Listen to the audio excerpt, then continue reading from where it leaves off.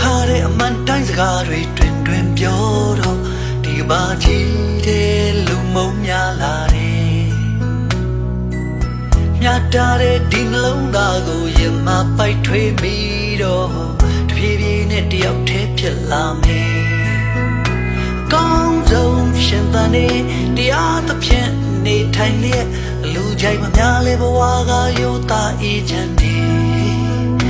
မူသားဖွဲ့မလိမ်ညာခဲ့အရှင်းဆုံးဝန်ခံချက်လူကြိုက်မများလေဘဝကအေးစိငြိမ်းချမ်းတယ်နေတတ်ဖို့တော့လိုမယ်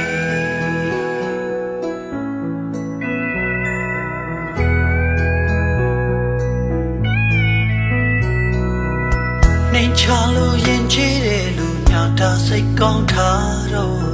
နေချီပြီးအသက်ခွဲပြန်နေကြိုးစားရင်ရှောင်လန်းခဲ့တာစင်ပြေတဲ့ခါပေါ်မနာလို့စိတ်နဲ့ရန်လောက်ကြပြန်နေအကောင်းဆုံးရှင်သန်နေတရားသဖြင့်နေထိုင်ရဲ့လူကြိုက်မများလေဘဝကရိုးသားအေးချမ်းနေမူသားဖွဲ့မလိမ်ညာခဲ့အရှင်း